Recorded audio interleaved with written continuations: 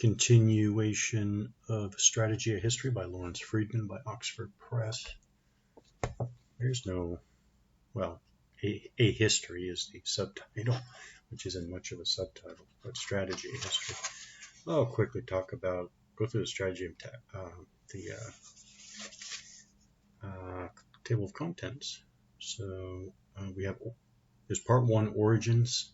That includes evolution, the Bible, the Greeks, Sun Tzu, and Machiavelli, and a very interesting section called Satan's Strategy. Then we have part 2, Strategies of Force, with a bunch of chapters. Then we have Strategy from Below. That includes Marx, Herzen, Bakunin,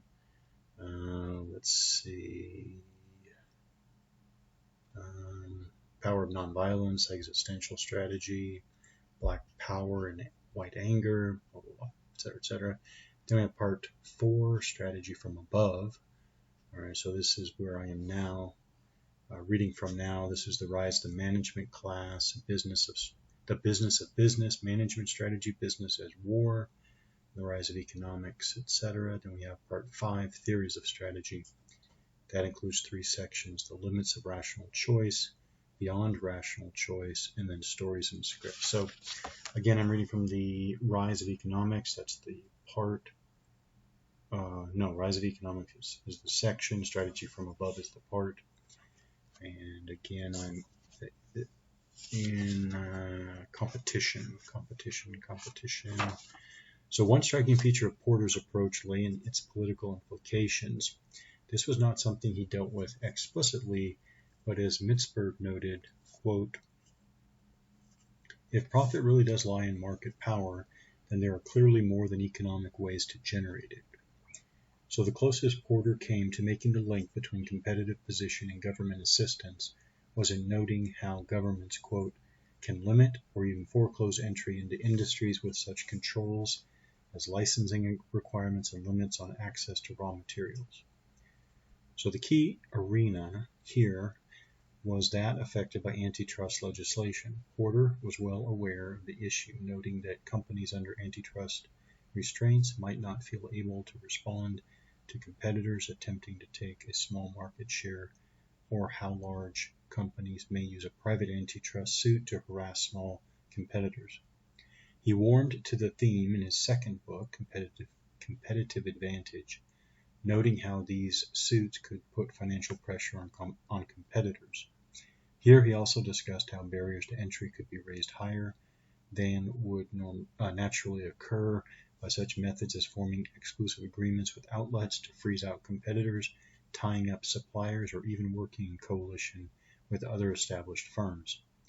A number of the activities he noted were frowned upon by antitrust law and were the subject of successful suits. Porter insisted that he supported antitrust legislation, and it was also the case that there was a degree of uncertainty surrounding this legislation in terms of the vigor with which it was applied at any time, often depending on economic circumstances. This uncertainty was a major problem for the strategist, as what might seem acceptable behavior at one moment became unacceptable the next. In the mid-1980s, Porter advised the National Football League, NFL, in its dispute with the United States Football League, USFL. He characterized the dispute as guerrilla warfare and suggested aggressive strategies such as persuading broadcasters to break their contract with the USFL, poaching the USFL's best players, while encouraging the NFL's worst to go the other way, and co-opting the most powerful USFL owners while bankrupting the weakest USFL teams. This was cited in evidence when the USFL sought damage from the NFL for its anti-competitive practices. Ultimately, it was agreed that the NFL had violated the law, although only derisory damages were awarded. Porter's assistant acknowledged that legal issues had not been considered in offering advice. The NFL's defense was that it had ignored the advice. A similar problem emerged with Barry Melbuff and Adam Brandenburger's co-op petition. An attempt to capture the insights of game theory for a popular audience, the title neatly captured the mixture of cooperation and competition that game theory addressed. Although the neologism was not actually new, their idea was that it would make sense to cooperate with other players in the industry to expand the business pie while competing over how it was divided up. They noted the complexity of relationships not only with customers, suppliers, and competitors, but also complements, that is, other players with whom there was a natural, cooperative, and mutually dependent relationship. For example, hardware and software firms in computing. They discussed the advantages that could be gained by changing the rules of the game or by using tactics to shift perceptions of a position within the game. The influence of game theory was evident, but this was hardly a theoretical work. As with other practical work in the field, it took some basic factors and reworked them in a variety of cases, offering readers some insight into how they might approach similar types of problems. The more explicit recognition of the potential cooperation, which would be natural in any other area of strategy, always risked appearing anti-competitive and falling foul of antitrust law. Nailbuff and Brandon Burr thus celebrated Nintendo's achievements in gaining a competitive advantage in the computer games market, which allowed them to overcharge their customers, eventually requiring them to settle in the face of a lawsuit from the Federal Trade Commission. The way the analysis was structured led the authors to naturally favor the company over the consumer. Stewart sharply commented that they, quote, praise one company after another for cornering markets and duping customers, unquote, before acknowledging antitrust concerns.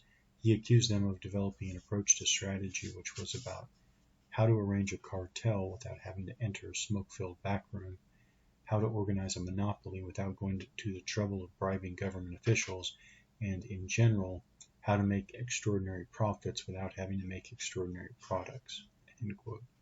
As he noted, while they praised General Motors for its credit card strategy, which offered discounts to those who used it, Toyota, which did not bother with a credit card, was building better cars and eating into the market share of General Motors.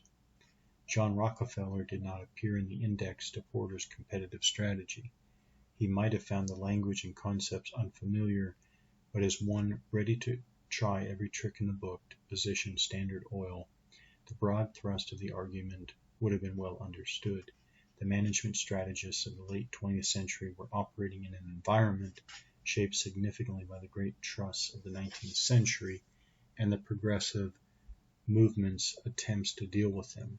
The logic of any attempt to tame markets was to make life difficult for at least some competitors.